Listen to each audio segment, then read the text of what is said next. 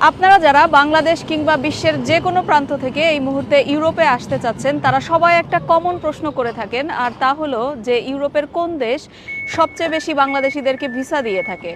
তো আপনাদের জন্যই আজকের এই পর্বটি। আপনারা অনেকেই জানেন না যে ইউরোপে এমন একটি দেশ আছে যে দেশের ভিসা রেশিও এত এত এত বেশি যে তারা অন্তত 100 জন অ্যাপ্লিকেন্টের মধ্যে 98 জনকেই ভিসা দিয়ে থাকে, এবং সেটি বাংলাদেশিদের ক্ষেত্রেও কিন্তু প্রযোজ্য।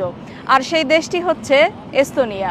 এস্তোনিয়া নিয়ে আমি বিস্তারিত বলবো আজকের নতুন এই পর্বে। তার আগে বলে রাখি, এই ভিডিওটি স্পন্সর করেছে ট্যাপট্যাপসেন্ড। তাদের সার্ভিস নিয়ে আমি বিস্তারিত আপনাদেরকে বলবো ভিডিওর কিছুক্ষণ পরে।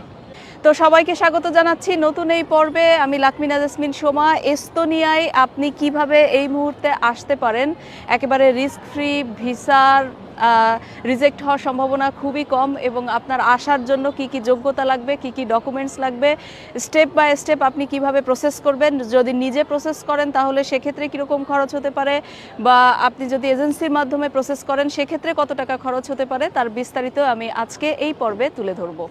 তো এস্তোনিয়া নিয়ে আমি একটু সংক্ষেপে বলে রাখি, এখন প্রচুর পরিমাণে বাংলাদেশিদের কিন্তু ইউরোপের এই ছোট্ট দেশটিতে ভিসা হচ্ছে, অর্থাৎ ইউরোপে ঢোকার জন্য কিন্তু খুব সহজ একটা অপশন তৈরি হয়েছে। আমি অনেকের সঙ্গে কথা বলেছি এবং তারা সবাই কিন্তু ভিসা পেয়েছেন। তো এস্তোনিয়া নিয়ে যদি আমি ছোট্ট করে বলি, তাহলে এটি আসলে বাল্টিক সাগরের পাড়ে অবস্থিত ইউরোপের ছোট্ট একটি দেশ, যে দেশের আয়তন অনেকটা বাংলাদেশের মতোই, বাংলাদেশের থেকেও বেশ কম। বাংলাদেশের 56,000 বর্গমাইল, আর এই দেশটার আয়তন হচ্ছে 45,000 বর্গমাইল। আর বাংলাদেশে যেখানে 17 কোটি মানুষের বসবাস, সেইখানে এই দেশটিতে কিন্তু বসবাস করেন মাত্র 13 থেকে 14 লাখ মানুষ। তো এই দেশে আপনি যদি ভিসা পান, তাহলে ইউরোপের অন্য 27টি দেশের মধ্যে কিন্তু আপনি ফ্রি চলাচল করতে পারবেন একদম বৈধভাবে।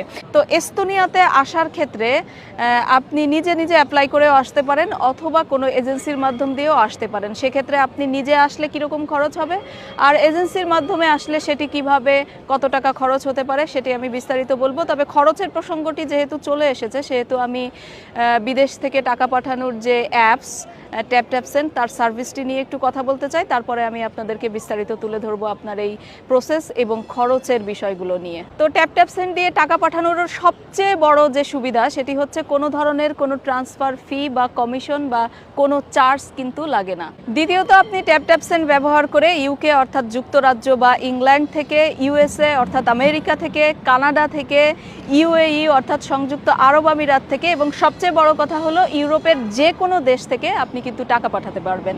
তৃতীয়ত, অ্যাপসটা ব্যবহার করা খুবই সহজ। এ কারণেই বলছি যে আপনি এর মাধ্যমে কিন্তু বিকাশ, রকেট বা নগদ, এমনকি ব্যাংকের মাধ্যমেও টাকা পাঠাতে পারবেন। আর আমি ব্যক্তিগতভাবে